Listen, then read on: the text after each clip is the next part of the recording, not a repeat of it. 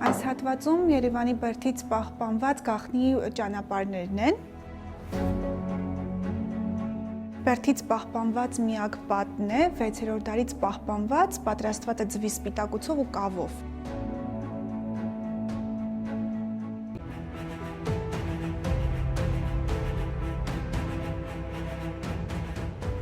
Բերդի ներսում եղել են գաղտնուղիներ,